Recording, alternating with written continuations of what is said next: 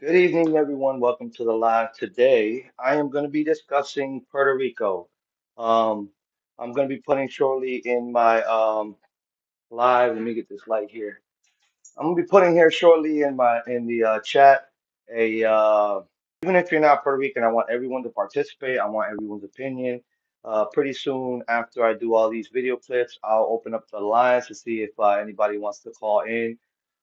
The only thing I'm not going to put up with today is the bigotry and go back to your country and all that, and when people don't even understand that Puerto Rico was part of the United States. I thought that was all addressed during the halftime. So, well, halftime show in the Super Bowl or during that whole back and forth, but clearly people still want to continue with the bigotry and then, and I do understand, when individuals say this is America and all that, which I don't want to be categorized. If I wanted to do a channel only about Puerto Rico, I would just call it Mel's Channel Puerto Rico or something like that. So my channel is Mel Politics and Reaction, so I cover every realm of politics. This is a very, very, very important subject to me, and I hope everyone, participates. If no one participates, that's fine with me also, because my goal is just to put out the information, put out the truth, and we can go from there. So, today where I'm going to go over some of the stuff in the media about Trump, where people say that he doesn't support Puerto Rico, he doesn't care about Puerto Rico, all that stuff. He actually does. But I'm gonna first put this video on that y'all watch, and then I have a bunch of videos that I'm gonna run through in which I analyze all of these things and also give my opinion. So without further ado, let me just put this link in here and we can go from there.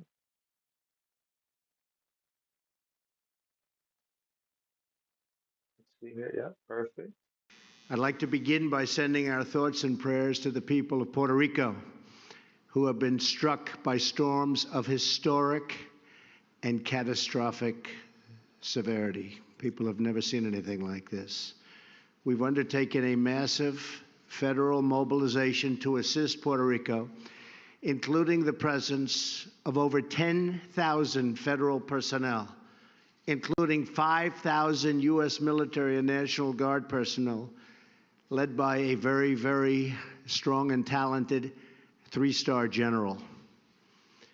All appropriate departments of our government, from Homeland Security to Defense, are engaged fully in the disaster and the response and recovery effort probably has never been seen for something like this. This is an island surrounded by water, big water, ocean water. We're closely coordinated with the territorial and local governments, which are totally and unfortunately unable to handle this catastrophic crisis on their own, just totally unable to. The police and truck drivers are very substantially gone. They're taking care of their families and largely unable to get involved, largely unable to help. Therefore, we're forced to bring in truck drivers, security, and many, many other personnel by the thousands, and we're bringing them onto the island as we speak. We've never seen a situation like this. The electrical grid and other infrastructure were already in very, very poor shape. They were at their life's end prior to the hurricanes, and now virtually everything has been wiped out, and we will have to really start all over again. We're literally starting from scratch. Ultimately, the government of Puerto Rico will have to work with us to determine how this massive rebuilding effort will end up being one of the biggest ever, will be funded and organized, and what we will do with the tremendous amount of existing debt already on the island. We will not rest, however, until the people of Puerto Rico are safe. These are great people. We want them to be safe and sound and secure, and we will be there every day until that happens. Likewise, we're working closely with the Virgin Islands on the disaster recovery, and that effort is going very, very well. Both governors, I have to tell you, of Puerto Rico and of the Virgin Islands have been extremely good. They are working so hard, but there's nothing left. It's been wiped out. The houses are largely flattened. The roads are washed away. There is no electricity. The plants are gone. They're gone. It's not like, let's send a crew in to fix them. You have to build brand new electric. Sewage systems wiped out. It's never been anything like this. So there remains a lot of work to do, and we will work with the folks that we're working with right now. They're trying very, very hard, I will tell you that, but nobody's ever seen anything like it. So there you go. So I mean, extremely empathetic statement. Um, Instantly This responded. destroys your prostate. Um, This destroys your prostate. so that's just And this destroys your prostate. If you have pee problems or bedroom performance issues, here's what. yeah, I just do that. So um, there you have it. I mean, it was a very empathetic statement. It was very straightforward that he wanted to, help the island. But we're gonna continue on to the next video. I'm gonna give my input usually after I go through all these videos, and then I want to get your input, whoever's watching the live. So so here's Trump surveying the damage, and this is about 8 years ago, right? So here's Trump surveying the damage. Let's see if he said or did anything wrong. I'll give you my opinion, but I want to see what you guys have to say about that also. Let's go. Oops. There we go. All right, there we go. All right. President Trump praised the federal government's response to Hurricane Maria as he left the White House for Puerto Rico. The first responders, the military, FEMA, they have done an incredible job in Puerto Rico. There are now 12,000 federal aid workers on the ground in Puerto Rico, and 70% of the gas stations on the island are back up and running. But 95% of the island is still without power, and the situation is desperate for many. Our priorities are still to sustain and maintain lives, making sure that water and food get to the different areas in Puerto Rico. The mayor of San Juan lashed out last Friday, saying the federal response was inefficient. We are dying here. President Trump responded to the mayor's comments on Twitter, saying she had poor leadership. The two are supposed to meet today. Well, I think she's come back a long way, and, I think it's now acknowledged what a great job we've done. But the president also said local leaders need to step up. We need their truck drivers. Their drivers have to start driving trucks. We have to do that. So at a local level, they have to give us more help. The president will also meet with U.S. military personnel who are helping with recovery efforts. Seth Lemon, CBS 2 News. So there you have it. I mean, he was stating that there should be more involvement from the local trucks and more local involvement. That was what his opinion was on that. So moving forward to the next video.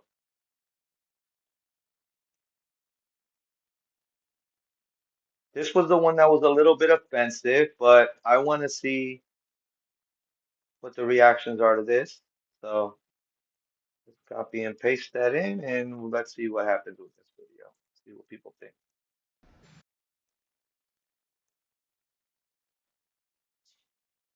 President and First Lady met with storm victims yesterday. Trump praised the thousands of federal emergency workers and military members helping with relief efforts. He also joked about the cost of those efforts. I hate to tell you, Puerto Rico, but you've thrown our budget a little out of whack because we've spent a lot of money on Puerto Rico, and that's fine. We've saved a lot of lives. The governor of Puerto Rico says the official death toll from Hurricane Maria has increased from 16 to 34. He also confirmed that 95% of residents remain without power nearly 2 weeks after the storm. All right, so that was the one that people were saying was a controversial statement, along with him throwing the paper towels. But I mean, excuse me, I did not see anything too controversial about that. It was a joke too. Sometimes people don't understand when this man's joking. He said, and then afterwards he said, and that's fine.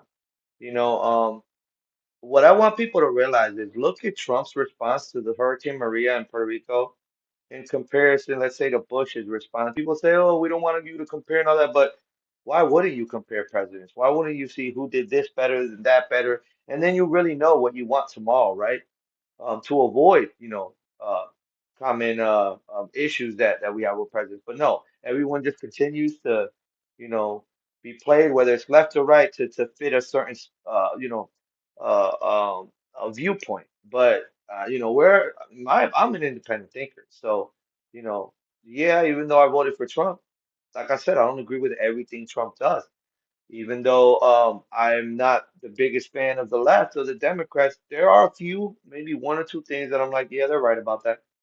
But that's why my politics, like my political view, has shifted right so much as I've gotten older. Because I mean, there's a difference between, arguing a topic which could be a gray area, right? And then just being flat out wrong, like no common sense. And that's what the Democratic Party has shown me. The Democrat Party, I mean, has shown me that they don't have any common sense, like, to but I'm gonna stay on the topic of Puerto Rico. I'm not really going to go into my rant about the Democrats or politics because actually my position on Puerto Rico, I actually am I favor the Democrats' position. I do believe, in my opinion, for Puerto Ricans, in my opinion, I favor the Democrats' position because I believe that Puerto Rico should be a state. Okay.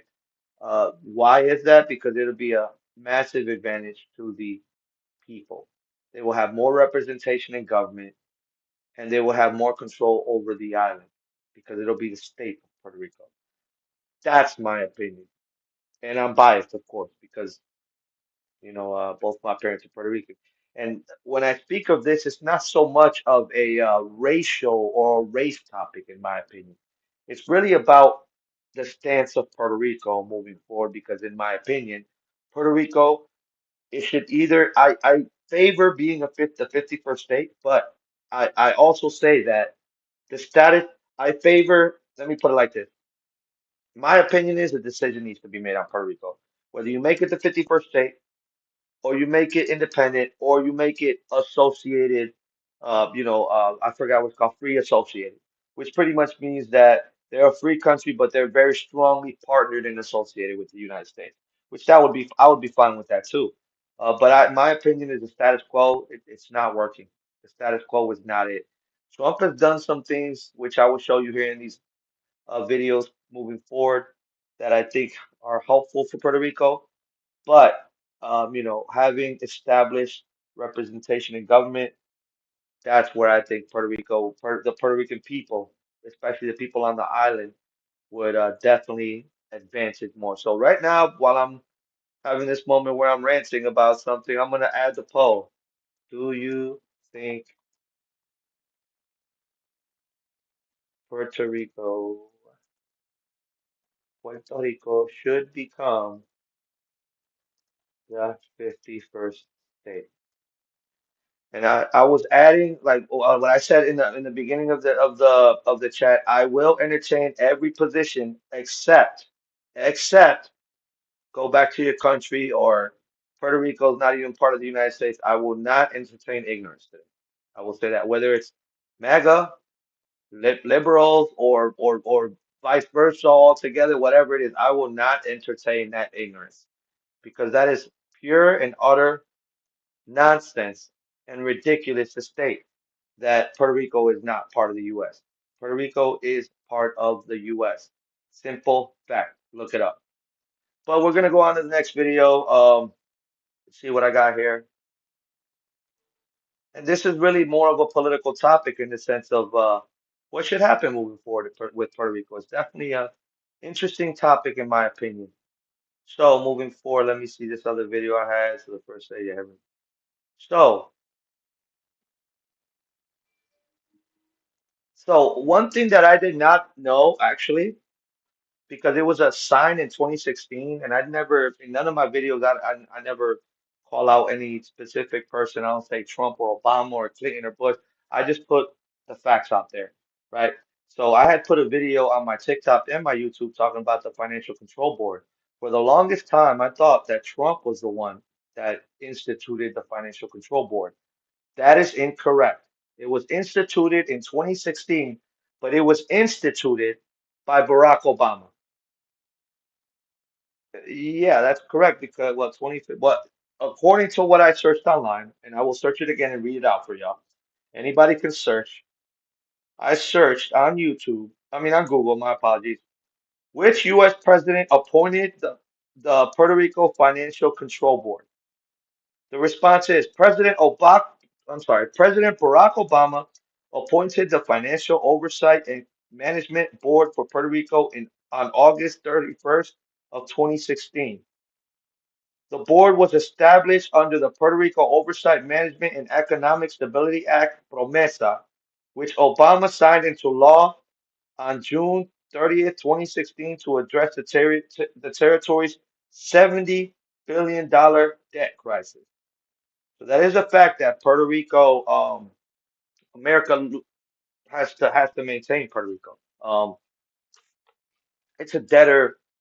You know how they say you have debtor states, states that don't make as much as other states, and then the federal government has to fund those states, obviously, to continue them running.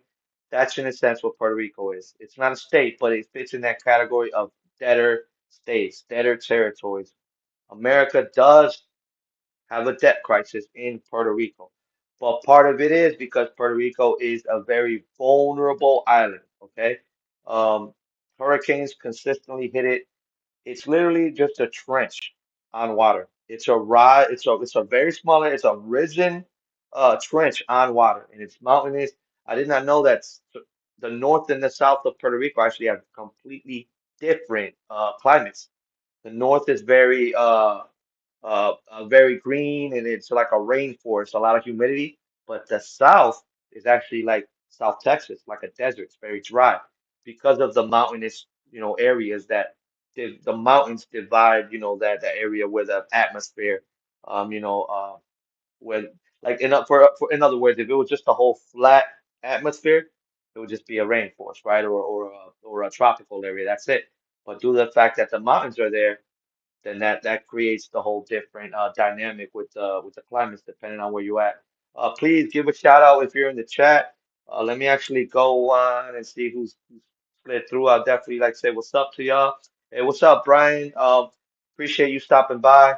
Um, so yeah, today I'm discussing Puerto Rico. Please make sure, thank you for your opinion on if you think Puerto Rico should become a state.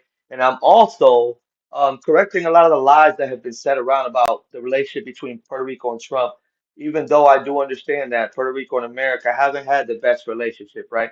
But Puerto Rico and Trump actually, I'm going to show you in some videos that Trump has actually been very good for Puerto Rico. And all this America First agenda also helps Puerto Rico. How does that fit? Like, how does that all, it also helps Puerto Rico. But yeah, Brian, thanks for stopping by. I appreciate the support. Um, and yeah, let me put on this next link that I was gonna add. Like, this next link is very important, which is talking about the Financial Oversight Control Board. And see here, when you look up the video, it says, what does Trump's Financial Oversight Board shakeup mean for Puerto Rico statehood? So Obama set the Financial Oversight Board, and Trump's initiative is to stop it. And I will explain why after this video. So let me put up the video and we will go from there. Y'all, I'm cooking today. I'm ready to cook. I'm ready to cook, y'all. I'm not coming in here playing games. I'm just gonna give y'all facts, and then y'all decide what to do with it. Pretty soon I'll put the phone line on, and people can Earlier actually this year, the uh speak their opinion. But let me put on this video. Go from there. Earlier this year, the Trump administration shocked many by dismissing 6 of the 7 members of Puerto Rico's Financial Oversight and Management Board, or as it's known to many on the island, La Junta. Soon after, a federal judge stepped in temporarily blocking those dismissals for 3 of the board members that sued in court. What happens next is anyone's guess, but after nearly a decade of unelected officials controlling Puerto Rico's finances, one question looms large. How did we get here? The board was created by Congress in 2016 to handle Puerto Rico's massive $73 billion debt crisis. Using its plenary powers to govern Puerto Rico under its current territory status, Congress passed PROMESA and created the board as a temporary emergency measure to facilitate an orderly restructuring of the island's debt. But in doing so, Congress stripped away the authority of local elected officials, including the power of the purse. Unlike every U.S. state, Puerto Rico's elected governor and legislature can't actually approve their own budget. An unelected board has the final say. That's not democracy, that's colonial oversight and subordination. The good news is that the board has restructured 80% of that debt, bringing it down from $70 billion to a more manageable $31 billion. Puerto Rico has also cut unemployment in half and passed its first balanced budget since 2016. But here's what's still at stake. The remaining $9 billion in debt from Puerto Rico's broken electric utility company, PREPA. Without resolving this, the island can't rebuild its fragile power grid, and both families and businesses continue facing some of the highest electricity costs in the entire US. New board appointments will determine whether Puerto Rico finally escapes the financial oversight or remains trapped in fiscal and budgetary limbo that is blatantly colonial. Congress must ensure that these nominees prioritize Puerto Rico's US citizens, not just bondholders. But here's the bigger picture. PROMESA was supposed to be temporary. Puerto Ricans have repeatedly voted to end territory status and in favor of statehood. Real economic prosperity requires resolving the island's unequal political status once and for all. The board's restructuring is more than financial policy. It's about whether the 3.2 million US citizens will finally get the democratic representation and economic equality they deserve. The time for territorial colonialism is over. So here's what you can do. Contact your representatives in Congress. Tell them to finally resolve Puerto Rico's political status, because Puerto Rico's future shouldn't be decided by an unelected board. It must be decided by the democratic will of the island's residents. Visit pr51st.com to join our movement today. Very powerful stuff. You see what that man said right there? Puerto Rico's future should not be decided by an unelected board. Okay. Now, Trump's position on Puerto Rico is he's saying the local leadership should have more power. They should have more responsibility for what's going on in Puerto Rico, which I do agree with. I do agree with that. And it's like I say on Mike's Live, it starts local. It starts local. You need to know who is running your neighborhood, who is running your city, who is running your state, your county. You need to know what's going on local. If I believe for me where I live, it's I'm not gonna say because I don't want to. Well, I trust you guys. It's Andy Bashir, if I'm not mistaken. It's one of those positions where I'm living. I'm in the middle of the country, but my point is, you guys should know. Everyone that's in America, even Puerto Ricans, should know. Okay, who their leaders are, especially locally. We sit here and we argue about the president this and the president that, but half the time you don't know who your local alderman is. You don't know who your local congressman is. You don't know who your local Senate individuals are. You don't know who your local House of Representatives Congress individuals are. So how are you going to complain about what's going on at the federal level when you don't even know what's going on down the street? You don't even know what's going on in your neighborhood.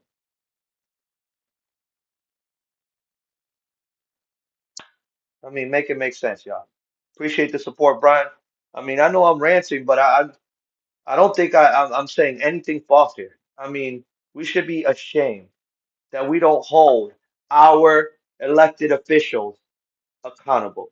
We should be ashamed that there are races that are being ran in this country with no opposition, people just getting seats without even having to campaign because there's no Democratic opposition. There's no Republican opposition. There's not even an independent or a Green Party or whatever party there is, whatever party you want to call it, because people have it misunderstood also. That people think that the Democrat and the Republican Party are the only two parties in America. No, no, no. We got the Green Party, we got the Libertarian Party, if I'm not mistaken, Sean P. Diddy Cole was trying to start the Black Party, which was all about, black, and it is a when you start to do the race stuff and the religion stuff, then I do agree that that's a divider. But the point I'm getting at is there is there is other options than just Republican and Democrats, but the problem is people don't give those because there's not enough rally support. You can't galvanize an independent. You can't galvanize a Green Party member. Correct. Yes, Brian.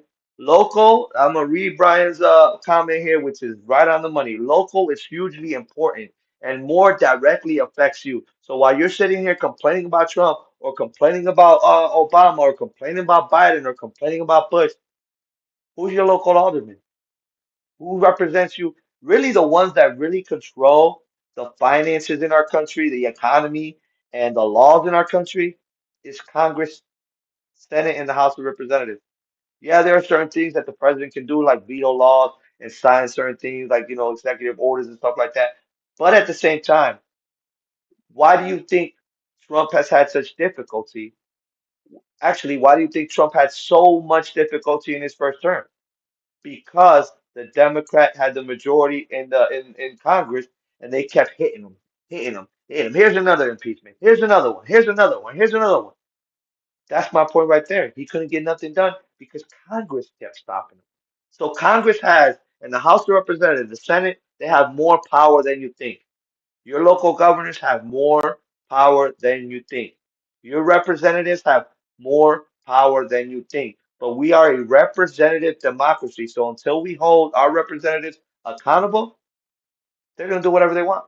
And they're going to represent the lobbyists, the donors, the deep state, the individuals that are putting money in their pocket. And those are only a few here and there. We are hundreds of millions in this country. We are the mass. We are the majority. But meanwhile, we walk around as the minority. But let me not rant on. I want to keep the topic on what I was speaking about with Puerto Rico. So you saw that very explosive. So see that Trump removed a lot of Obama's officials that he had controlling that financial review board and all that, and that a $70 billion investment though. That is a big investment, but the question is, right? How much of that actually went to Puerto Rico? Because part of the problem is Puerto Rico, their leaders are very corrupt. They will take bribes. They will do a lot of things against the favor of the Puerto Rican people. And on top of that, there's a very, very, very, very big drug economy in Puerto Rico because it's like a connection point to America. And there are a lot of people that just like Black Americans in Chicago and in certain like LA and certain areas in the US that die because of drug violence or get unalive. Sorry, let me correct myself. Because of gun violence in America. I mean, gun violence in Puerto Rico and also, the drug trade that's occurring. If you don't know, the cartel is very, very involved in Puerto Rico. Maybe not now that Trump came around and he's being tough on crime and all that, but before Trump, it was just dog eat dog. It was a very, very, very, very wild living in Puerto Rico. A lot of people losing their lives and a lot of people getting affected by that trade. So on to the next step. So people try to always say that Trump never did anything for Puerto Rico. So Puerto Rico's great after Hurricane Maria was very badly affected. Salt water could really mess up. He speaks of it. Can really mess up an electronic grid. So I'm going to show you how Trump actually helped Puerto Rico. So it was $9 billion that was needed to fix the electric grid. I'm going to go over what Trump did um, in this situation. So let's go. Today, my administration is making the largest emergency relief award in history to rebuild Puerto Rico's electrical grid and educational system. We're awarding $13 billion to permanently repair and replace thousands of miles of transmission and distribution lines that should have been done many years ago. This was beyond even the storms. This was just age and a lot of the salt. The salt from that ocean is a killer for electrical stations and power generation systems. But on top of the salt, you had these massive storms or hurricanes come in. So we're going to bring pharmaceutical manufacturing back to Puerto Rico. A lot of it left over the years, over a long period of time. It's been leaving and going to China and other places. So we're bringing all of that back. This was done in previous administrations. I'd like to just point out we've done more for Puerto Rico than anybody, and this is just an example of it, but we've done more for Puerto Rico by far than anybody. Those Trump's statements. I didn't say he said it. He said he's done more for Puerto Rico by far than anyone. I don't know if I agree with that or not, but so far from what I've seen, his stuff is not too offensive on Puerto Rico. Um, Let me see here. Going on the next one. Yeah, I'm gonna do that one last.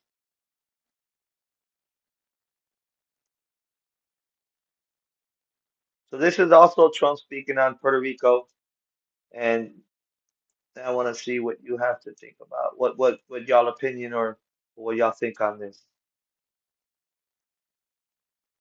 Oop, that wasn't there. Okay, there we go. Yeah, I figured out how to use Streamlabs Today, my administration's making the without having to really do anything other than just put the link and then it'll just put the video. So I don't have to have my whole desktop, while you guys see me messing with Streamlabs or with my software, I could just put the link and then it posts up the video like I've been doing. It actually makes it a lot easier to stream and put out content. I could just get the links when I get ideas while I'm working or when I'm home, just brainstorming. So this is a lot, and I think this is what Mike was trying to show me too. It's a little difficult on Streamlabs. It's very different, but on to the next video.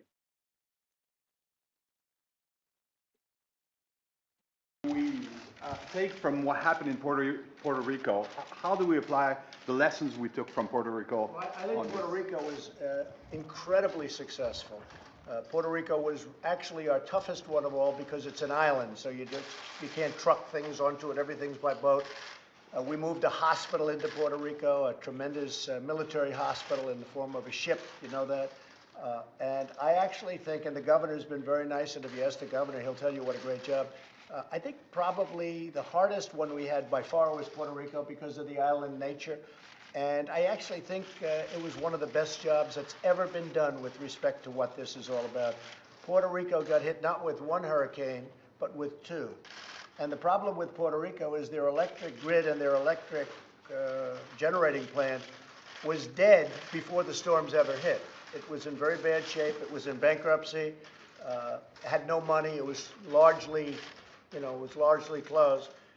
And when the storm hit, they had no electricity essentially before the storm, and when the storm hit, that took it out entirely. The job that FEMA and law enforcement and everybody did, working along with the governor in Puerto Rico, I think was tremendous. I think that Puerto Rico was an incredible unsung success. Texas, we have been given A-pluses for. Florida, we've been given A-pluses for. I think in a certain way, the best job we did was Puerto Rico, but nobody would understand that. I mean, it's harder to understand. It was a very hard thing to do because of the fact they had no electric. Before the storms hit, it was dead, as you probably know. So we've gotten a lot of receptivity, a lot of thanks for the job we've done in Puerto Rico. Puerto Rico was very important. And by the way, speaking of Puerto Rico,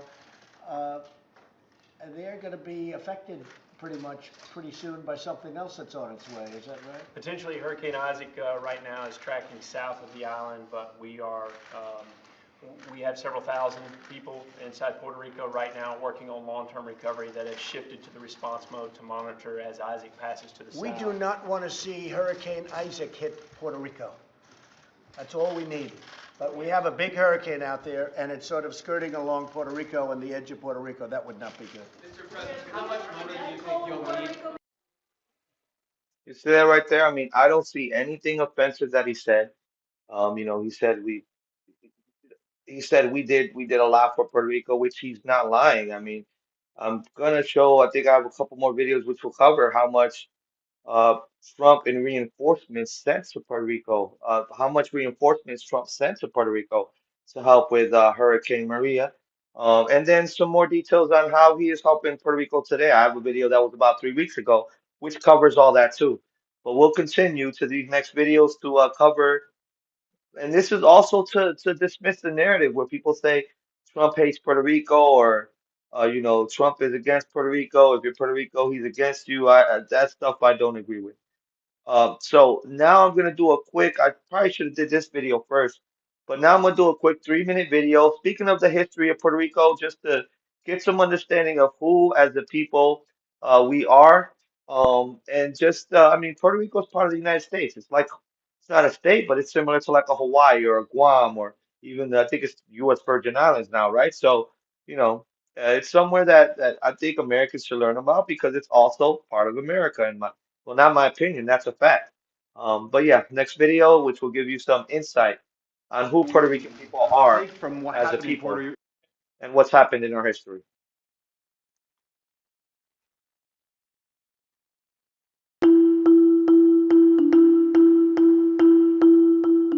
The Caribbean island of Puerto Rico is an unincorporated territory or commonwealth of the United States. This basically means its status is somewhere between being a state and being an independent nation.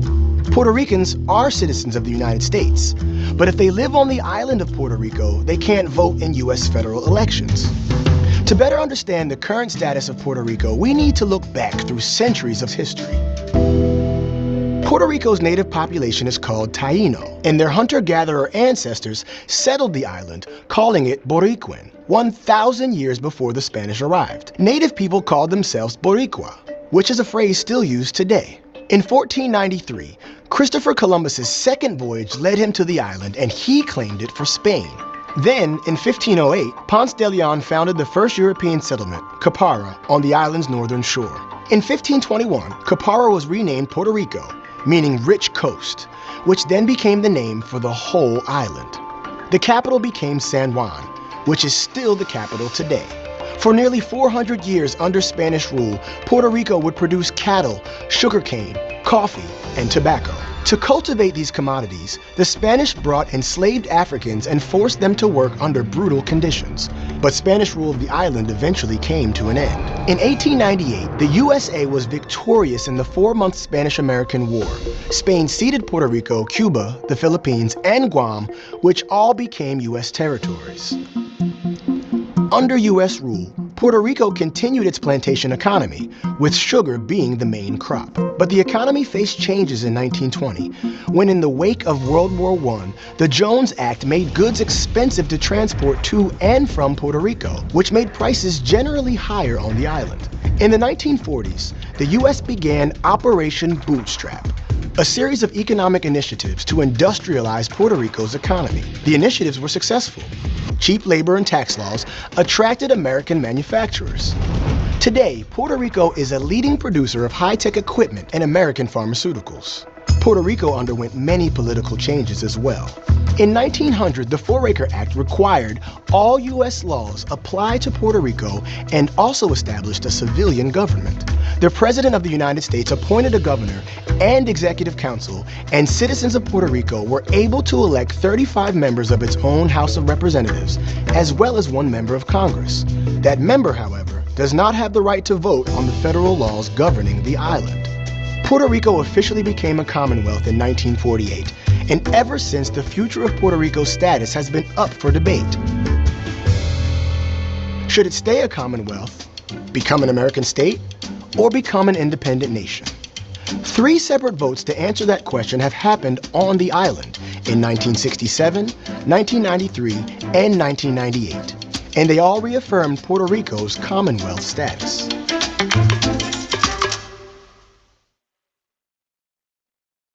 Okay, so one of the things also that people don't know about Puerto Rico is slavery did occur in Puerto Rico too. When you was talking about those the sugar plantations, that's where slavery occurred to extract sugar, similar to like the slavery in the U.S. with the whole cotton industry. So There was slavery. It was not obviously, I would imagine, I mean, it may have been longer or may not have been as long as the slavery in America, in the USA, but there was slavery in Puerto Rico.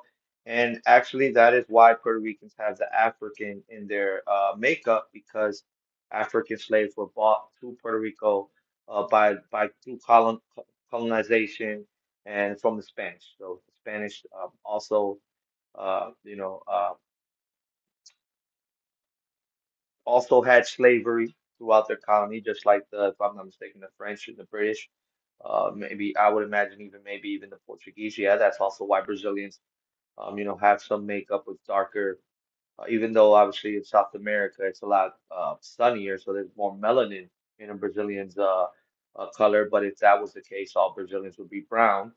Would be like a Taino or an Amazonian, those individuals, people that are Brazilian or Amazonian, so they have like more of the brown makeup. But if I'm not mistaken, through Brazil, slaves were brought to. So throughout all of the Americas, there was slavery, and that's part of what makes up today's Latinos, which include Brazilians. That's a common misconception too. Not all Hispanics. Let me put it like this. Yeah, not all Latinos are Hispanics, but all Hispanics are Latinos, because Latinos encompasses also Brazilians of a Latin. That's what Latino means, of a Latin dialect, and Hispanic means of a Spanish dialect, Hispanic.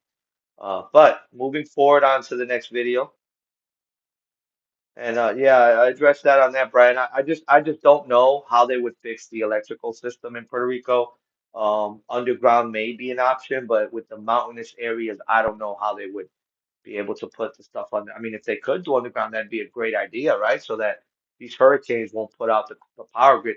But part of the problem with the power grid in Puerto Rico also is the power grid was not established there to help all of the people. Yeah, exactly. I agree. So the power grid was established just for businesses and tourism. So that's why in Puerto Rico there are people that are local to Puerto Rico, and their lights go out, their water goes out. It's because it's continuing to feed. And then in the tourist areas, the lights don't go out ever. The water doesn't, the hot water never runs out. It's because it's made to feed the tourists. But then at the same time, you're affecting you know, you're affecting Puerto Ricans that are native of Puerto Rico. So that's where I agree. And that's a good question, Brian. What does it benefit them to be continue being a Commonwealth? And yeah, that's my point. I believe the status quo so far in Puerto Rico is not working. I don't agree with the status quo of Commonwealth or the relationship we currently have with the US. That's not working because we do not have enough representation. Either way, whether we're independent or we could become the 51st state, right? And when I say we, it's because I'm Puerto Rican. I'm talking about the island of Puerto Rico, obviously.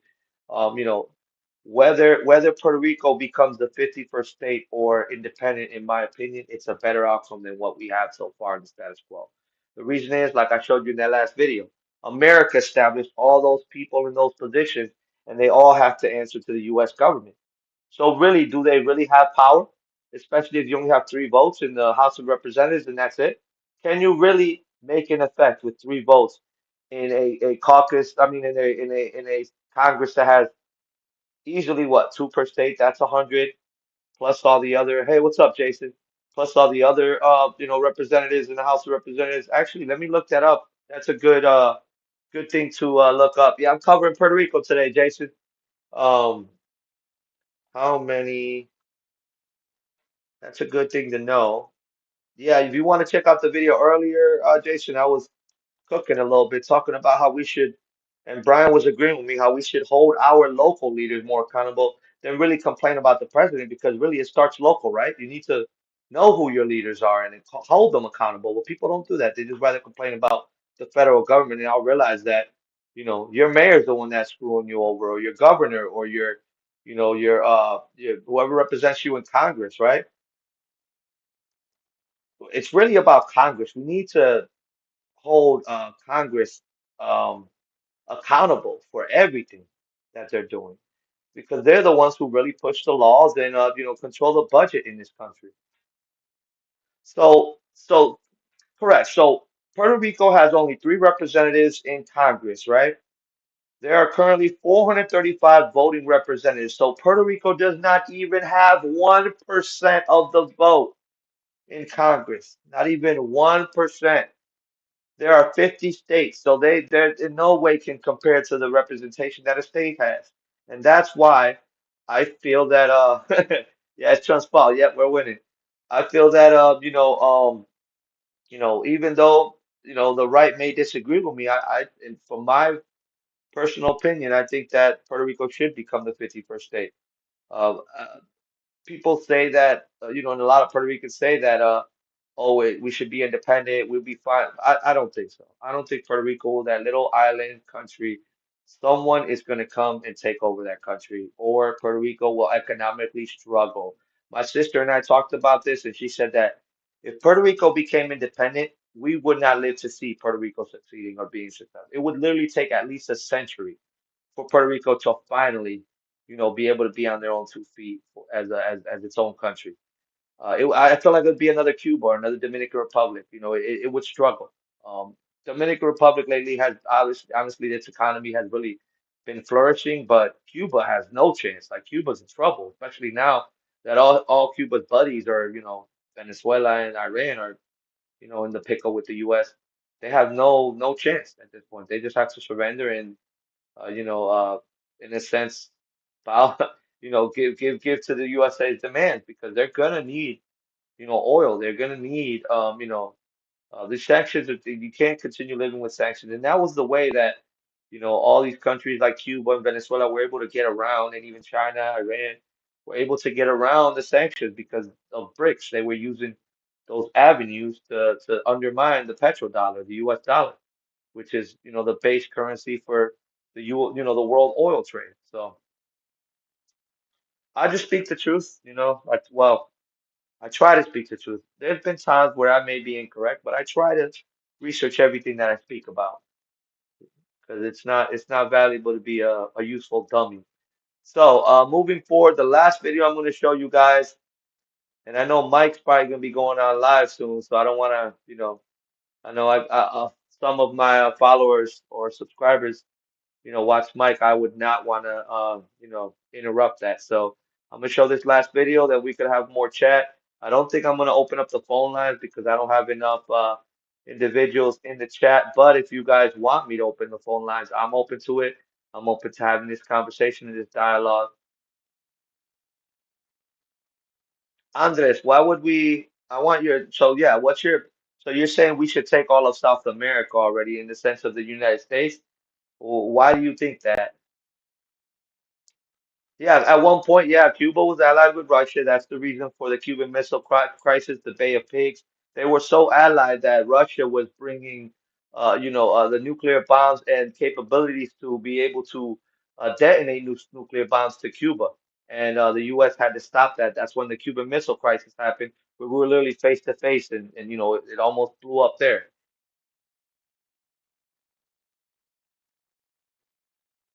Okay, so you're saying so in other words, do you agree in the sense with and I appreciate the conversation. Let's talk about everything, right? Even though I'm speaking on Puerto Rico, I want the conversation about everything, right? So you're saying that because I mean we're all South and North America, it's all America technically. It's technically all America.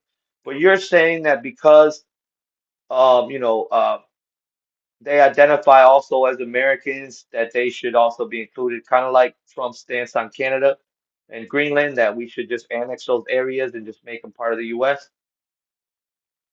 Y yo hablo español también, Andres.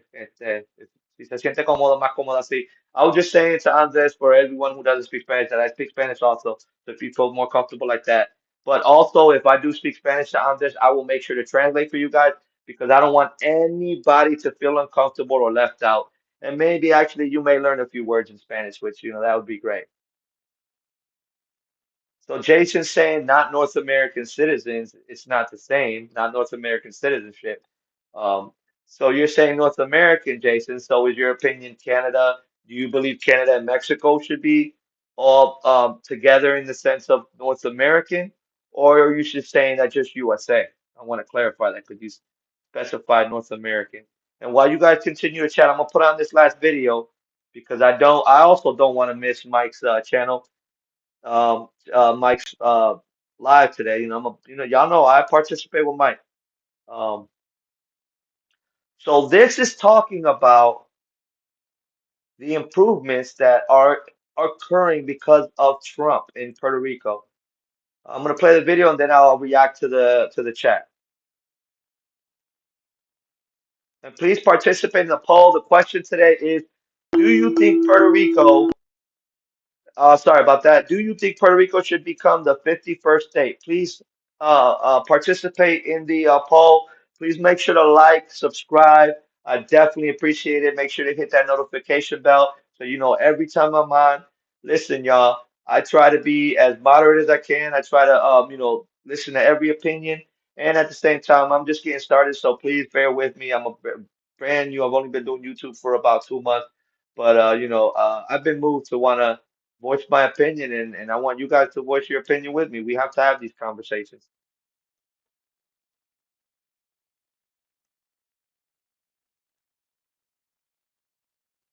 You just spoke about the ease of doing business with President Trump and the great changes that you've seen come to Puerto Rico as a result. Can you just speak to that? Oh, yeah, definitely. I can see the difference, specifically in the energy dominance strategy. The president approved some executive orders allowing to have investors and to have permitting being expedite everything regarding energy, which is one of the main issues for the whole nation. And in the case of Puerto Rico, was the big burden in terms of how we can improve the electrical grid on the island. When you got the EPA, you got the Department of Interior, you got the NEPA process, you got the Department of Energy as well. So in the case of Puerto Rico, we got billions of dollars being approved by President Trump during his first term that were not being used because of all the hurdles between the federal agencies. And I can tell you that the first meeting we got was with Secretary of Energy, Secretary Wright, and Secretary Burgum, and in the Department of Interior. And everything was so expedited that the Department of Energy sent a team on an every 2-week basis to the island. Same thing for at least 9 months. What that did for us, they expedited the connections of energy grid on the island, generation plants that are being in terms of permitting. So I can tell the difference. The investment they've been doing, the connection now with the Army Corps of Engineers. I will tell you, this is the first time ever that I can see the federal government between federal agencies working together to get something done. Same thing happened with the manufacturing. I mean, the ideas of the president with the tariff and bringing back to America a lot of that manufacturing from the 60s, 70s, and 70s. It's something that in the case of Puerto Rico, 47% of our economy is manufacturing, pharmaceutical, medical devices, and now aerospace. So we've been taking all those directions. We got a lot of our products that are being made for international consumer that are being made on the island. For the supply chain industry and national security issues, for us, everything the president is doing with the tariff is helping. And you just mentioned that 80% of the drugs that come from South America are routed through Puerto Rico. Can you also speak to how successful the Coast Guard interdictions and the narco boat strikes, how successful that's been in bringing up the cost of cocaine? I'll tell you, we never before saw the President of the United States, any president, to use the armed forces to defend American citizens on American soil. Because that's what happened in Puerto Rico and the U.S. Virgin Islands. We were there. I mean, all the drugs coming from Colombia and Venezuela, they arrive in Puerto Rico and Dominican Republic, and from there they go to the eastern coast of the United States. So 80% of the cocaine that is being trafficked in the eastern coast come from those areas, and then from Puerto Rico to the mainland. And when we saw the massive interdictions and the strikes to those vessels, not just by ships, but drones, that allow us to feel more protected. And 50% of the deaths related to crime on the island are related to drugs. So we've been seeing, people being killed by this trafficking situation with the interdictions, when the position, with the positioning of the armed forces and the policy of the president, we've been seeing a reduction of almost 25% of those deaths. So that can tell you that this been a direct hit. The seas of cocaine is been literally taking charge, because now we do have more cutters of Coast Guard on the island. You do have more interdictions, and you've been having, direct strikes to those assets. So, in our case, we're happy. That means that we feel more secure. I mean, the Caribbean is so vast, so it's not just the island; it's just Virgin Islands. Now we feel that we've been protected. For all our viewers asking where One America News is heading in the future, we would like to introduce you to OAN Live. OAN Live is the best.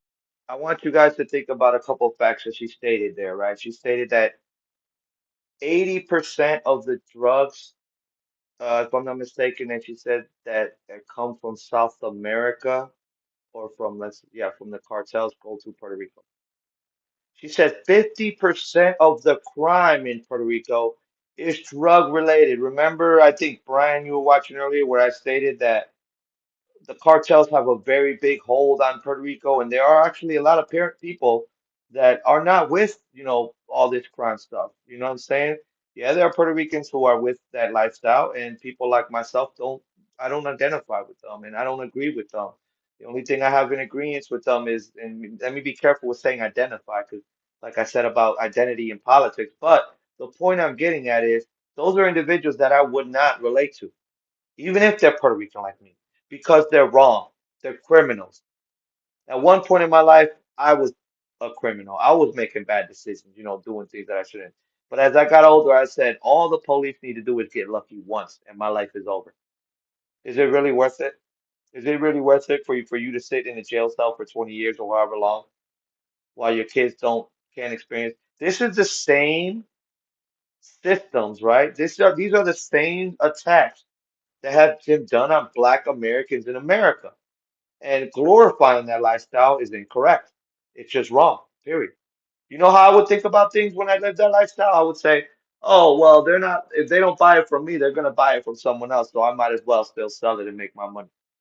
That's the wrong, because you know what that's a very enabling mindset, because what that does is in other words, oh, he unalived someone, so they're all unaliving people around me. Let me unalive someone too. It's still wrong. You're still committing something evil, whether it's by the law, by your faith, by just moral consciousness. It's wrong. Period. And the drug trade in Puerto Rico, a lot of Puerto Ricans are all over it. We're tired of it. We're tired of it. And I know a lot of Mexicans are tired of it. But let me move on through the chat. I'm gonna see what you guys have said. I know you guys are more also speaking on this American Alliance. But my question for you guys is, would this Western Hemisphere, North and South America Alliance, right? Would it be would the concern be globalization? Would it be a closer push towards globalization? I know Andres, you brought that up about all of North and South America just joining forces. But do we really want globalization, or do we want what's a sorry excuse? The sense of me saying globalization, or US shouldn't try what Brock Jason said, US shouldn't try any major task until we get our own fraud under control. Correct. You are correct, Jason, on that. We do need to get, but Puerto Rico has to do with that too, because a lot of not the same type of fraud, but there's a lot of corruption in the leadership in Puerto Rico, and that's part of the problem. That's another form of fraud when leaders take money and they just put it in their pocket, or they take bribes as opposed to helping the people, which is really what leaders should do. You're right. I mean, Andres, the Monroe Doctrine addresses that Europeans should not be involved, or people of any hemisphere, well, or any continent should not be involved in what's going on in North and South America. Yeah, you're right, Andres. That excuse to sell, yeah, to do that lifestyle, but that's why people. It's really a way that people excuse it. Like you said, it's a sorry excuse, but it's the sorry way, and that's what enables people to live a lifestyle in fornication, taking things that are not theirs. unaliving people, even taking, doing something to a woman, being a man, or vice versa, where you take something of, I don't want to say the word, but you do something intimate and they don't want that, to not say the word. Great for a better way to say it without saying it. So yeah, I mean, you're right. It's a sorry excuse. You were right. Now, I was sorry when I was younger. I will say I was very sorry. I'm glad I've gotten to the age that I've gotten, and I've gotten wiser, even though I did know that it was wrong. It was wrong. And I do, okay, so you're just saying that, so Andre, so you're saying that we should have more of a partnership, just all countries in the Western Hemisphere should all be allied. Because part of the problem, well, Venezuela, I think, was the only real opponent. I mean, uh, the only concern is obviously Cuba, because Cuba is a big enemy of the United States and a big enemy of, they're like a puppet state in a sense for Russia and for, China and enemies of the Western Hemisphere. Once we harmonize as a nation without recourse of underhanded politics and corrupt officials, then we can start having talks about ambitions to unite the American hemisphere. Good. That's a very, Jason, you might need to start a YouTube channel. I mean, you already got one going, right? Because I mean, I like the way you put the words. I like a very good sentence put together with great vernacular, everything where it should be, very orderly. That's a very good response. And yes, so I see where you're coming from, Andre.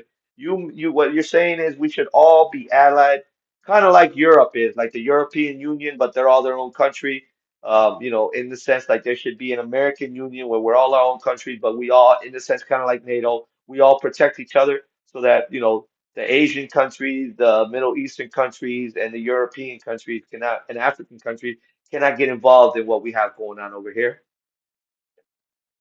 But also, what about the argument where people would say it's a global neighborhood, right? We are at the point where we're in a global, politics are global, the economy's global.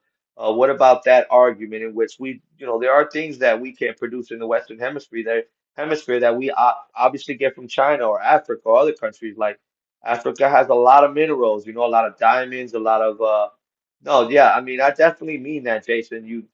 That was a very, very, very well articulated statement. That's exactly how I say. That was a very well articulated statement.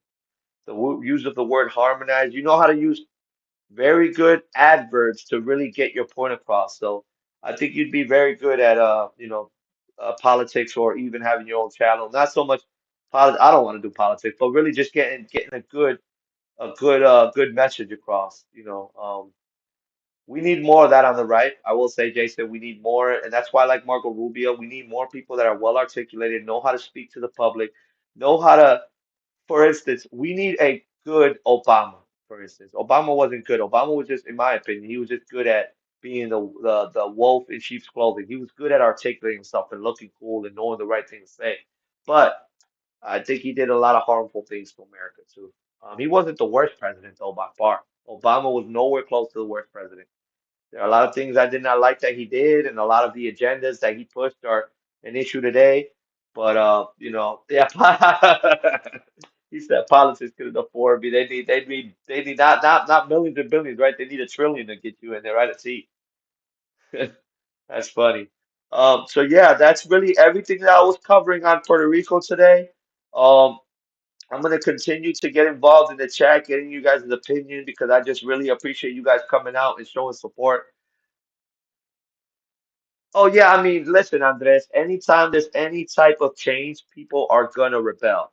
Even at work, right? You ever had a job where this just happened to me, where you're just pushed up and you get to do whatever you want and you just like, this is the best job in the world. Next thing you know, the boss gets fired, they put another boss and he comes around and says, "Oh, you thought you wasn't gonna work? Get to work."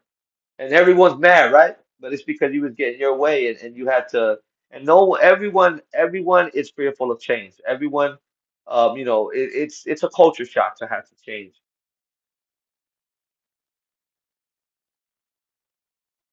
Yeah, definitely all those things I agree with you. Kennedy was also doing a lot of things that was exposing the deep state. Right now today, the right we have to deal with the argument of Israel. They said he was exposing a lot of what secular Jews were doing in the U.S. and I don't want to get in trouble with I don't want my channel to be looked at as anti-Semitic, but it's a fact. You can look it up. We were way too open and becoming more vulnerable politically and separated, which is bad. You are very correct about that, Andres. And I think it's this identity politics that's the problem too.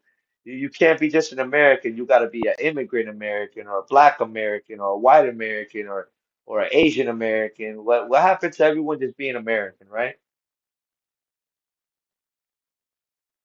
I do agree. You roll that up into one candidate, and I mean, I'm gonna be honest with you. That's what I see in Rubio. I feel like Rubio is very composed. While I do like Vance, in my opinion, I have not seen enough from Vance. I've seen plenty from Rubio, and that's why I'm a fan of Rubio. Um, and I also, if I'm not mistaken, I think he did some work. I think he was in Florida for a while, and he was a very good representative in Florida. Unless he went either Florida or Texas, one of the two.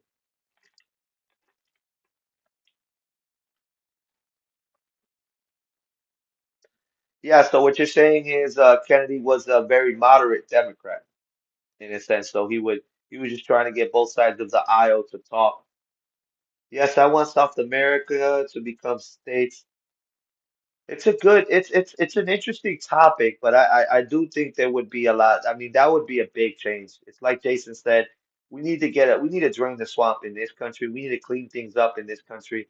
And also, listen, y'all, I also hold Trump accountable for some of that because Trump is the one who really raised the tension in the political atmosphere. But at the same time, I think I see that he did that on purpose to get people emotional to get a vote. I agree. Rubio has the experience and temperament. Vance needs to prove he can handle the fraud or he won't make it.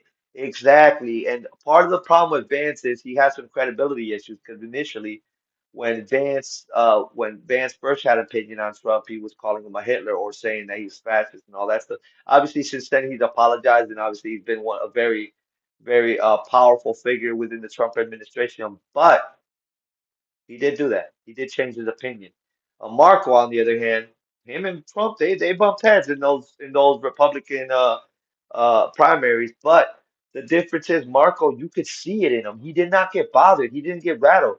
Even though Trump may have won those arguments, or obviously he won the presidency and won the Republican nomination.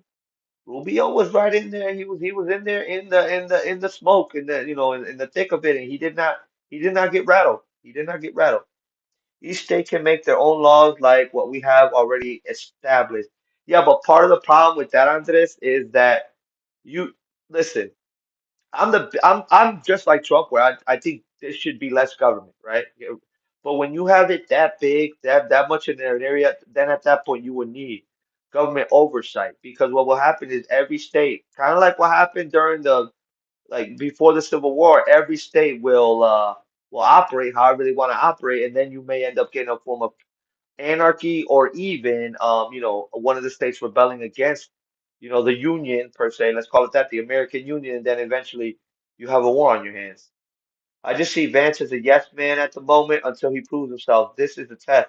Yes, I agree. And the thing is, that's the difference. I don't think Rubio is the yes man. And I also believe that Trump has been getting cornered by Rubio. Like, and I don't mean that I just mean specifically in foreign affairs. I think Rubio is he's actually pushing a lot of the buttons and making a lot of decisions, but Trump is just taking the blunt of the pretty much saying it's my decision. But I think Rubio has a lot more in play than you think.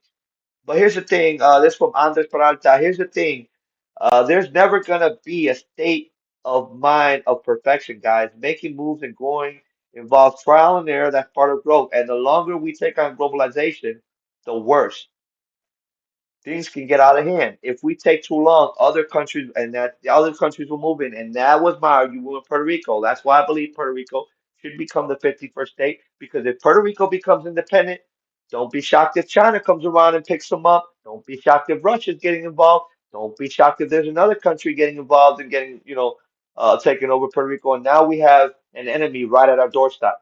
Puerto Rico from Florida may be at the most maybe 200 miles away, 500 max. Like I may be wrong. Let me see. How far is Puerto Rico from Florida? I know Cuba's even closer, but let me see. This, sorry, yeah, let me search this real quick.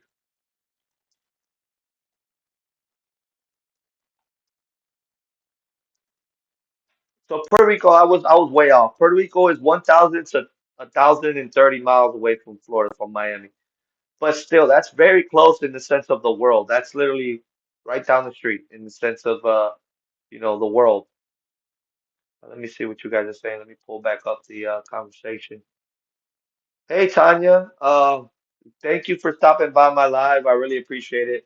Please feel free to rewind and see what I've covered. I was actually covering the topic of Puerto Rico. I'm actually gonna do my videos in a different atmosphere or different background next time because I want to be more. It's more for my YouTube. I want to be more appealing to just everybody. So I want this channel to not only be just for Puerto Ricans. I want it to be for every American patriot, whether you agree with me or not. I want you guys to have a conversation with me. That's what I'm really on. I don't mind if you disagree with me as long as I'm not insulted, as long as I'm not getting shouted at, things don't get emotional. Kind of like Mike. That's where, even if someone's, giving me lies, I wouldn't get too upset. I just get it. Some people are just misinformed. Yeah, definitely great to see you, Tanya. Thank you so much for stopping by. Please make sure if you haven't subscribed to hit that subscribe. Please participate in the poll. Do you think Puerto Rico should be the 51st state? So far, it looks like yes is the winning answer for that so far. Let me see what Andres Peralta put.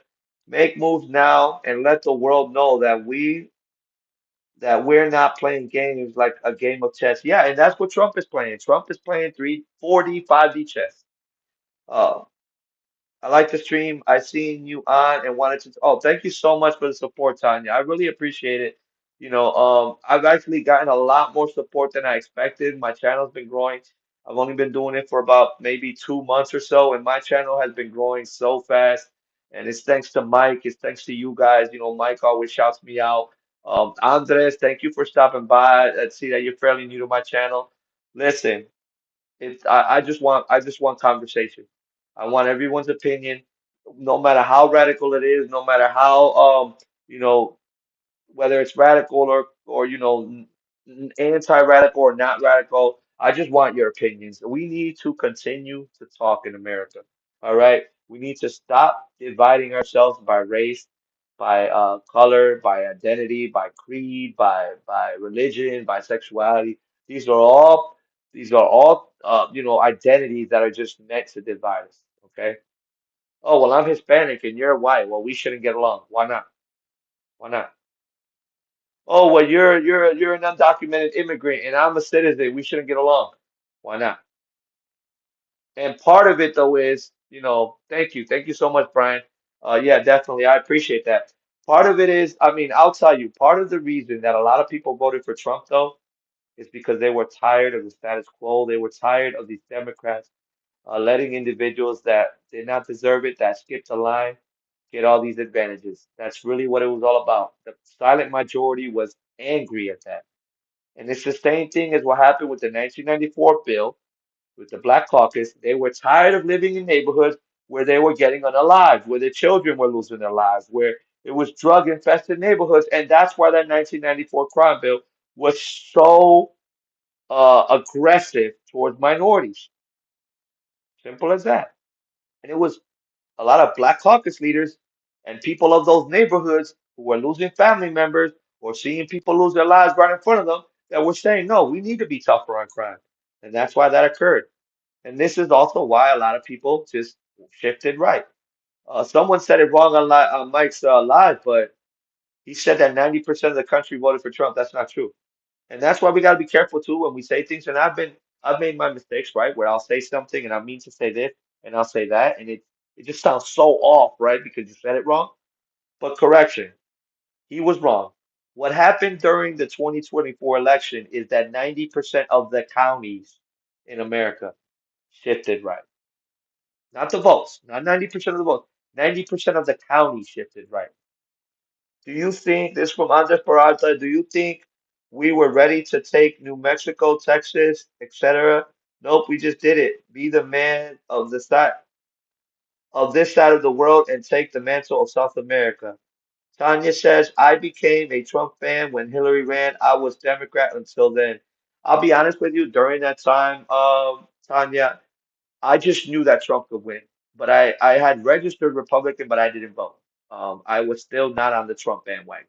I did not jump on the Trump bandwagon until I saw that the whole situation with the stimulus and during COVID when everything was shut down, and I saw how these status quo and deep state politicians that have been in the seat for so long, and this is also why I agree with Trump on the fact that we should have Congress limits, term limits for Congress.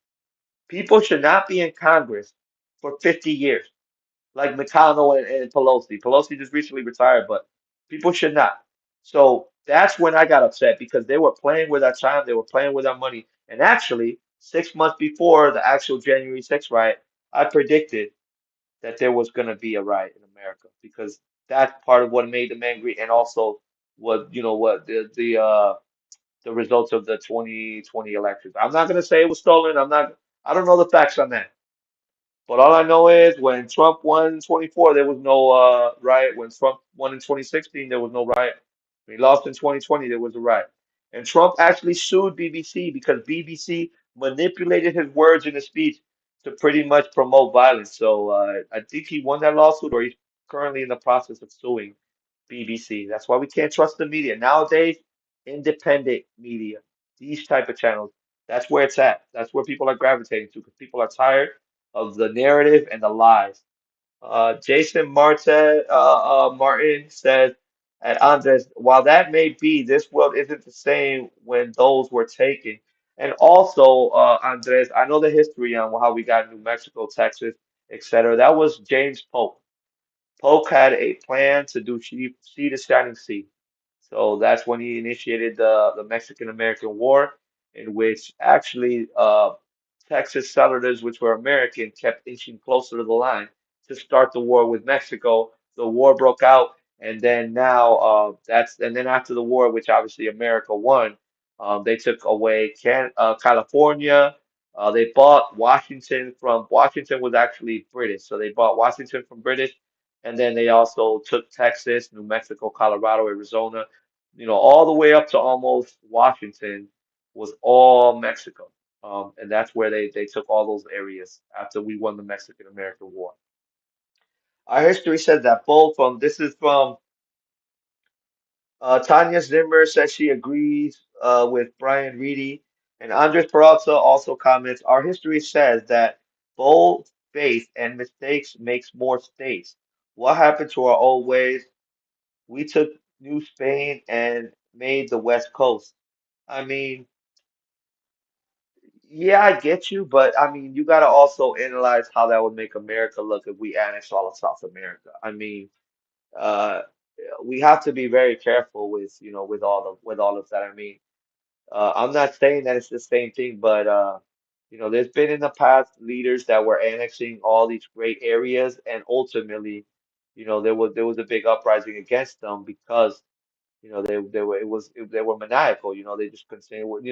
In other words, you only stay in power long enough to become the victim. Remember that in Batman: The Dark Knight. So if America continues to get more and more power and take over all these places, then we're just going to be long. And America's at a point where to the world we look like the criminal, right? So we don't want to stay in power so long to where we become the enemy, or the villain. That's what I want to say. I think I said victim. You don't want to stay in power long enough to become the victim. You know what I'm saying?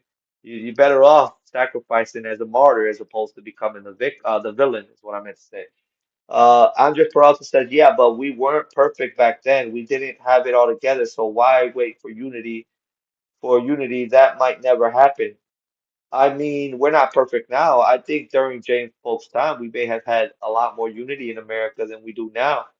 Obviously, the Civil War, was when we were most, yeah, yeah, exactly, Tanya. We're not perfect now either. Listen, America has amazing, amazing, amazing qualities, if not the greatest qualities of every country in the world. But right now, we have a lot of things within our borders that we have to address. Um, Trump is addressing a lot of it, but there's more that we need to address ourselves as Americans. We need to look at ourselves in the mirror, and we need to say what now, right? Uh, Andres Peralta says, but look though, the world already doesn't like us. Why care now? Yeah, but do you want us to, the world to like us more? I mean to like us less? You don't want all these European countries to turn their back on us, which they're already pretty upset at us, and join Russia or China. But part of the thing is too, which I understand your argument, Andres, and I'm gonna kind of explain what Andres is talking about is, and I think this is what you're getting at is they don't like us anyways. But at the same time, America has the strongest military in the world, so if we did want to do that, we could. We have no other country really matches our Navy. No, and yeah, you're right. I did, while I appreciate Andres your contribution, I don't agree that we should annex all of South America. I don't agree that we should even annex Mexico or Canada. That's just my opinion. People may disagree with me. That's just where I stand. Yeah, exactly. That's where I agree with Jason, Andres. I think we still need to be responsible with our foreign affairs because it's just a couple skirmishes in Venezuela and now Iran, and the world is like, what are you doing, America? So I mean, imagine if we just started annexing places and taking advantage of smaller countries that can't fight against us, you know? Tanya says, get out, grow your food, buy locally, and be a family. Pray, learn, live, learn, and love. I like that statement. The more land we gain, says Jason Martin, the more stretched our military becomes. That is true too. But also, the further our borders go out, so you got to think about that too, in the sense that but I just think it'd be too much to handle for a minute. I mean, it's already hard enough to handle 50 states in America. Imagine if we had all of South America to handle also. It would just be, you'd need to have about two or three presidents at that point. You need to have a the president of the North, the president of the Mid America, and then the president of the South because they'd have to all meet. I mean, I agree, Andres, with us being very, very close. I agree with us having a very close association with our neighbors. I do agree with that, 100%. But annexing the countries or taking over a whole continent or even unionizing it to where, we're all one, I think it would just be a lot to handle. It'd be just too many there's too much going on. I think it'd be too much going on. Brian Reedy says, with Space Force, the more effective our military will become. Yes, that is true.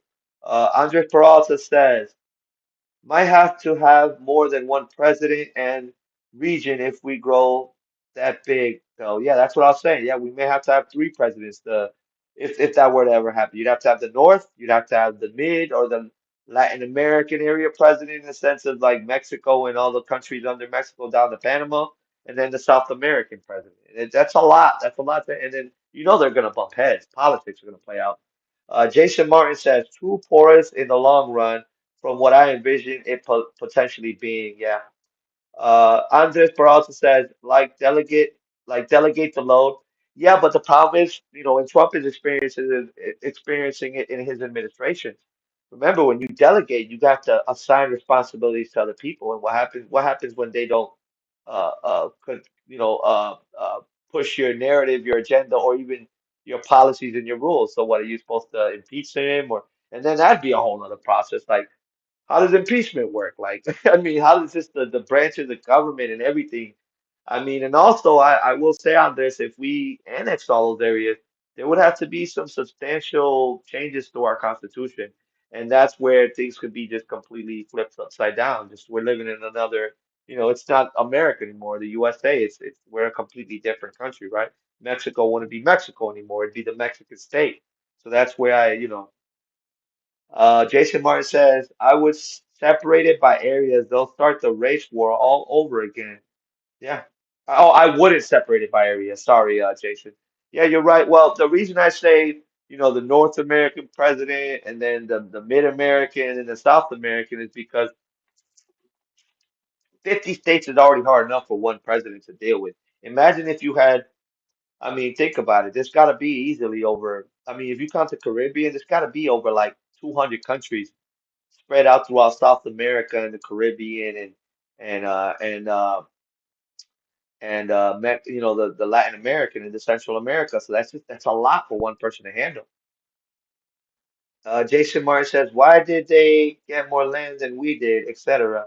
What do you mean by that, Jason? Andres Peralta says, and we have to teach them and pretty much play teacher to the other places too.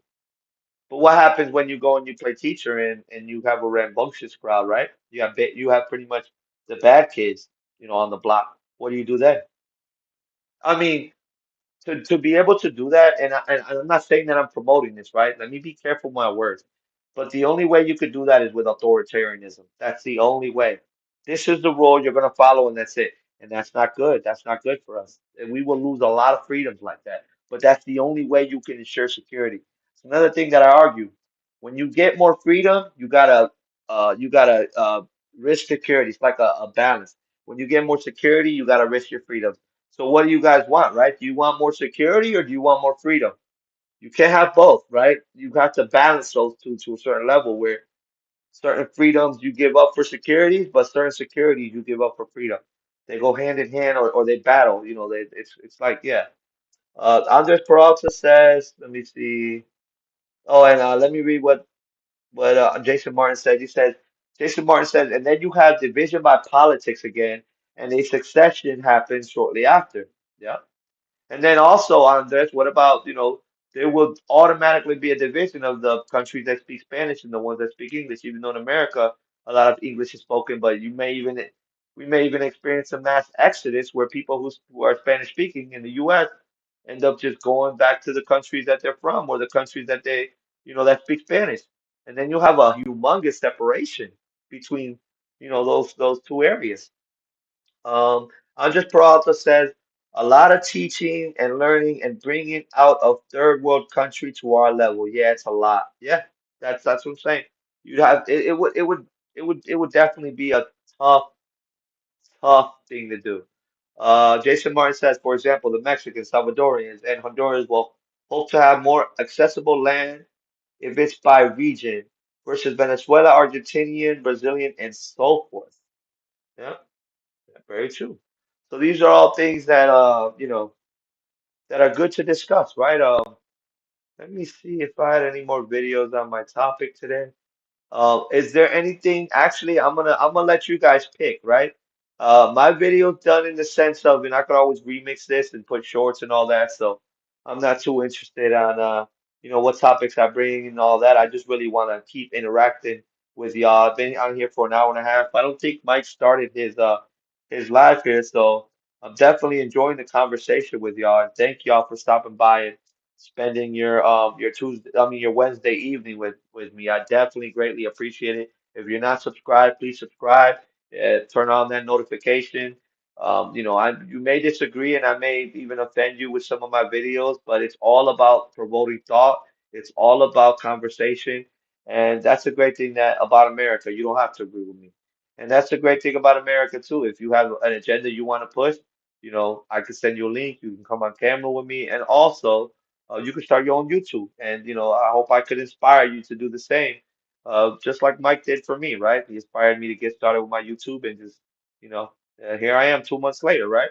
Let me see what's going on in the chat here. Sorry, sometimes I minimized it. So Jason Martin says, oh yeah, I already read that one. And then Andres Peralta says, um, they also have their own history as a country, and we have to respect that. True, true. Yeah, that's what it is. I mean, when like I can experience that, or I can speak to that being Puerto Rican. When the colonialism came to Puerto Rico, it did also help because the Spanish were a little bit more. They let us integrate our culture with theirs, but a lot of the Taino culture was lost. A lot of Africans lost their culture when they, through slavery. So I don't, that would be an issue too. You know what I mean? It'd be, uh, it's called almost, I think it's almost called like cultural purging. And our culture is very, it's very how should I say, it's very, very brittle, like very, it's so easy to forget it, right? So we have to value it as much as we can. You see what Jason Martin here was saying. By the way, Y'all give Jason Martin a shout out. He actually is one of my first moderators. So, I appreciate y'all conversation, but make sure you stay on Jason's good side because if me and him already discussed things, if you're cursing in the chat, if you're calling people by names or disrespecting anybody, he's just gonna give you a quick little pinch, a little warning, and then after that you're out of here. And trust me, that's the last thing I want. I want as many people in the conversation on my channel as possible.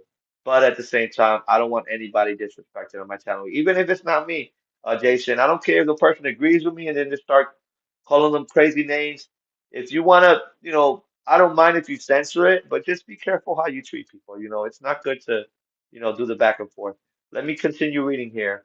Jason Martin said, which harkens back to earlier when I said so many parts would have to be working in unison at the same time to work. Yeah, you're right, Jason. I mean, it's hard enough just to get two or three people to come out and have lunch with you. Just get some food and you're paying. Imagine, whole countries or whole continents. Yeah, that'd be rough. Uh, Jason Martin says, I appreciate the conversation. Andres, me too. Andres, I appreciate you stopping by. Everybody show Andres some love. He's one of my new viewers. So, just let him know this is a comfortable corner where you can express your opinion and no one's going to judge you, no matter how much they disagree with you. I don't want us to I feel like it's very petty to do the back and forth, like that.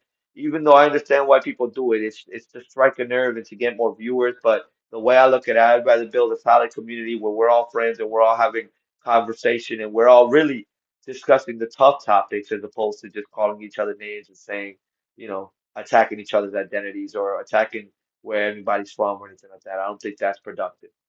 Jason Martin also said, I don't get to go in depth as often as I like while modding.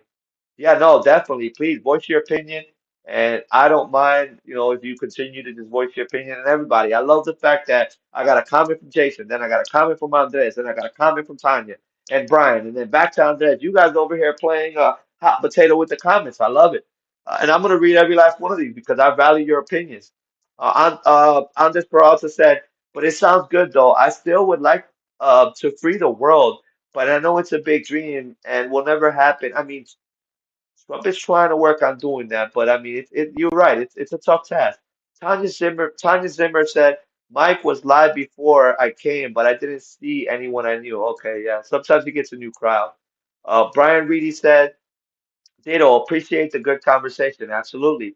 Andres Peralta says, kind of sucks, man, because this country is the best, and that's why hella people want to be here. But yeah, I guess it's just a good idea. I mean, maybe in the future, maybe, but it's like Jason said, we need to fix America first. Tanya says, I love listening to different conversations, getting different perspectives is a win. Yes, and that opens your mind. You want to open your mind as much as you can. Brian Reedy says, Mel, keep an eye out for Dennis Herrera's stream tonight also. I think you will enjoy that also, and many of us support him too. Yeah, post the link in my chat, and I'll make sure to subscribe to him, and hopefully I can slide through it and talk with him or see what's going on. Andres Peralta said, "Yeah, Jason, I feel you. I never get to talk about this all in my TikTok page. The Latinos I hang out with are lefties. Hey, add me on TikTok, Andres, Mel, same channel, Mel Politics and Reactions. Me and you can talk. I'm Latino like you, and I agree with you. I voted for Trump myself, so and we just gotta continue to feed the truth and just continue hitting them with it, buddy, because eventually they may remember. Listen, I'll tell you this. I used to be a lefty. I used to be a Democrat, but then I opened my eyes. So, sometimes you just got to keep hitting them with the knowledge, and eventually they'll hit their head and they'll get the point. I'm just proud to said also, there's no need to curse or get aggressive. I just like to chat. I agree on this. When you start cursing and it shows your maturity level, it shows that you're getting upset. And when you let someone get you mad, they got control over you, no matter what the topic is. Tanya Zimmer said at Brian Reedy, I just finished the members live. Jason Martin says, this is a perfect channel of how conversation needs to return to respectful, insightful. Thank you so much, Jason. Yeah, that's what I want. That's what I want to put. I don't care if I don't get 1,000 subscribers until 5 years from now. But, being able to voice my opinion, not get judged for it, not get, called names or anything like that. And also, being able to hear everyone's opinion. it's very valuable to me. Jason Martin also said, no crash outs and insults. I agree. Brian Reedy says, nice, Tanya. Definitely. Yeah, nice, Tanya.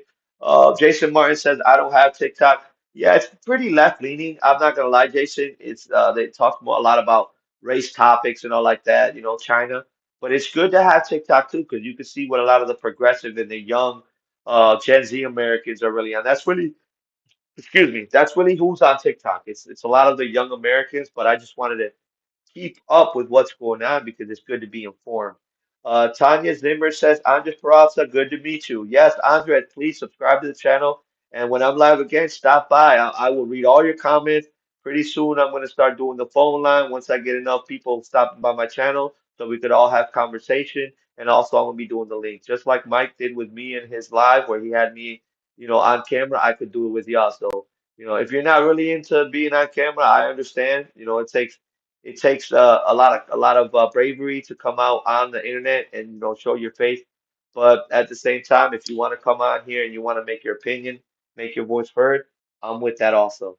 Andre Peralta said, I like to have good friendly dialogue with intelligent individuals like yourselves. Thank you. Everybody say thank you to Andres. He calls us all intelligent. And I appreciate the intelligent statement, but I like the adjective wise even more because I value being wise more than intelligent. Some people are book smart, but they're not very wise. Andres Peralta says, likewise, Tanya, I'm new to YouTube chat. I don't know how to tag you. So at Tanya Zimmer, that's her channel. You could just search her on Tanya Zimmer dash T68, and you could either subscribe or tag her like that. I don't know if Tanya has a subscription available for a channel. But yeah, that's how you might be able to keep an eye on Tanya, see what she's doing, if she's posting stuff like that. Tanya Zimmer says, I don't use TikTok either. Yeah, a lot of the younger crowd is really who use like 18, 19, 20 year olds. Um, Andres Peralta says, it's me, Mela Andy Shadow, bro. Okay. Oh, Shadow, what's up, bro? Yeah, Snoop. Okay, yo, thanks for I thought you were live, bro. Thanks for stopping by. Now it makes sense. Thank you, bro, for stopping by. Yeah, I know, we're already friends on TikTok. This is one of my TikTok friends. He's actually, if you don't mind me saying Andres, or Snoop, I'll call you Snoop now. He's actually from the West Coast. He lives in I'm not gonna say exactly where you live, but he's on the West Coast. He's a Mexican, of Mexican cultural heritage, and yeah, I mean, he identifies as a Chicano. If any of y'all know what a Chicano is Mexicans that are born in America, so second generation and forward Americans are Chicanos. So he's a Chicano American, and hey, you guys, thank you for inviting my friend Snoop on my chat. And you guys are awesome because this is a new person that I invited in here, and he's just soaking up the synergy that you guys are providing. So thank you so much. Tanya Simmer says, Andres Peralta in front of the name that appears. And then Tanya also says, Mel Politics, thanks for reading the chat. Yeah, I mean, while I'm a small channel, I'm going to be doing a lot of that. Oh, she doesn't have a channel to subscribe. So yeah. But I mean, Snoop, if you're ever on here and you see Tanya on here, that's the way you guys can link up. Yeah, bro. Thanks for stopping by. Jason Martin subscribed to Tanya, he says. Yeah, I don't think Tanya puts too much content or does lives or anything.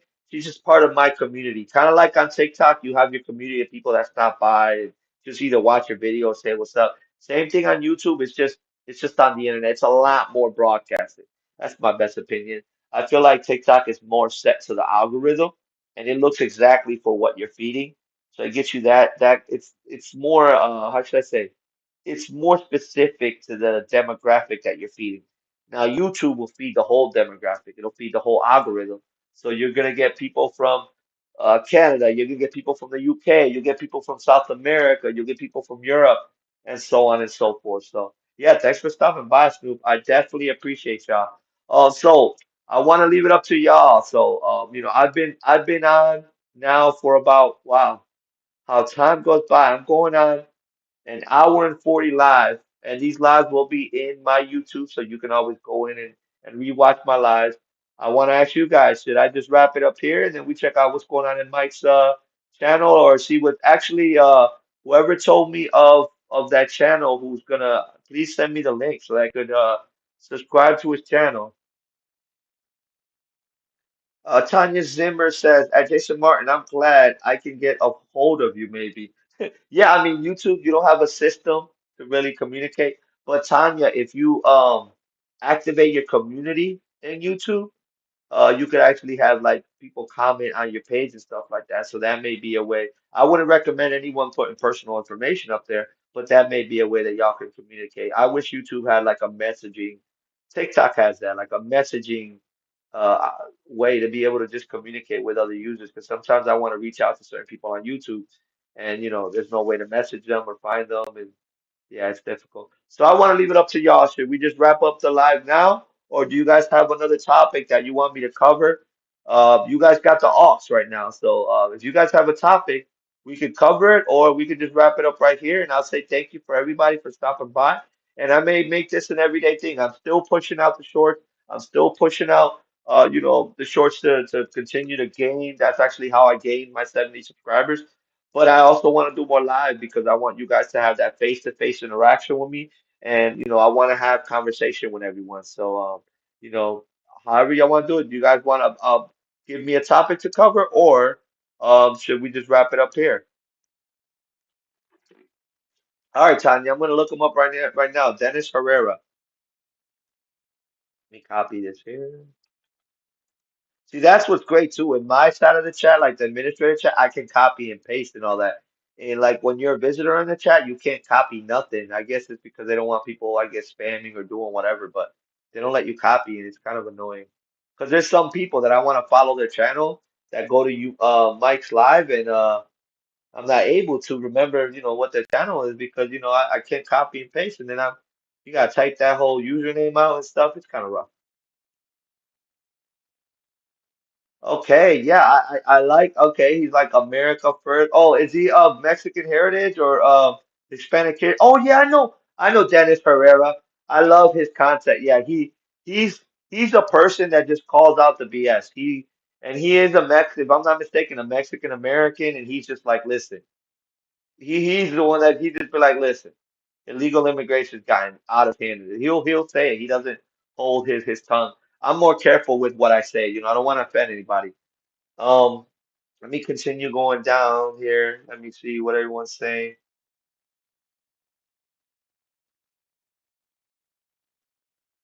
Jason Martin says, "Give me a sec. I'll drop Dennis." Yeah, I already found Dennis and I subscribed to him. I've already seen a few of his. Yeah, I'm subscribed to him. I already seen a few of his videos. I just never subscribed. He does a lot of lives where he calls just like I want to do. He calls out the lies for the lies. Okay, says Tanya. Jason Martin says, "Yep, I got it." Jason, thank you. Brian Reedy says, "Sounds like a plan, Jason. Let's share the love." And Brian Reedy says, "Honduran." Oh yeah. Oh, okay. So he's Honduran. I apologize. He's Hispanic. I did say he's Hispanic American. I did not know that he was Honduran. So that's good to know. So even Honduran, I mean, that's even more. Wow. So yeah. Um, Tanya Zimmer says 100. And that's what I'm saying. And that's why, I know, Brian, you were saying, hey, keep the Puerto Rican flag up there. It's really because I want to attract everyone. That's what I don't want just Puerto Ricans to come to my channel. That's why I'm going to do a different background.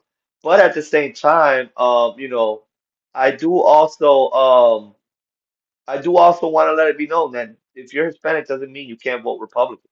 Where did that lie come from? Or black or whatever you are. Then identity doesn't matter when you're voting for the politician. It's morals. Um, Dennis is Honduran. Yup. And Tanya Zimmer says Brian Reedy 100 with the prayer hands. Very nice. Andres Peralta made sure to say, nice to meet Mouse Crew on here. Uh, He's met my crew on TikTok. I'll see you later. I'm gonna bounce out. It was a pleasure. Thank you for stopping by, Andres. That's my boy Snoop right there from TikTok. I'll probably slide through and speak with him on TikTok here shortly. Um, Tanya says Honduras. Brian Reedy says America first, though. I agree. Jason Martin says, I'll see you in For Real with Mike's channel. I'm always in portrait mode. Okay, I'll see you there. Andres Peralta, Tanya says that Andres Peralta, glad to meet you. See you later, Jason. Peace. Yeah, because my moderator is leading. I'm probably going to slide too. I ain't got no moderator. Tanya, I may consider it. You or Brian also becoming a moderator. So I always have a moderator available in the chat. Tanya says, okay, y'all, see you at Mike's. And Jason Martin, Andres, I look forward to chatting with you again. Yes, definitely. Me and Andres might end up doing some work together. He's got some plans for us to, do some work together. He is an American citizen, though. Yeah, yeah, I know about Dennis. Yeah, I know he's an American citizen, Dennis Herrera. Yeah, he's an American citizen with Honduran, descent in a sense. He's his family's Honduran, but he's born in America or he's a citizen, gained his citizenship. Yep. And that's what I'm saying. People that gain their citizenship, they call the lives for the lives. You know what I mean? And if you've struggled all your life, or for whatever the process is to gain citizenship, and then you see someone cutting the line, do you really think that's fair? I don't think so. But I'm gonna finish my live. This is how I'm always gonna finish my live with the shout outs for all the people that stopped by. I greatly appreciate you. You are who's making my YouTube channel what it is. Tell your friends, tell them to subscribe. Please continue to stop by. Pretty soon I'm gonna do the phone lines. I'm gonna have everything set up a little bit cleaner so that the channel just looks a lot more professional. But let's go up the list and give my homie shout outs for coming by the live. First, Tanya Zimmer, thank you for stopping by the live. Jason Martin, thank you for stopping by the live and also moderating, which you really did not have to moderate much. It was a very beautiful, pleasant conversation with everybody. Brian Reedy, thank you for stopping by the live. Andres Peralta, aka Snoop, thank you for stopping by the live. Um, I think that's everybody. So about 4 or 5 people conversating. I greatly appreciate every single last one of y'all. If I forgot to mention anyone's name, I do apologize. Just a lot of chat. You guys are amazing. Thank you for stopping by, and I will see you with For Real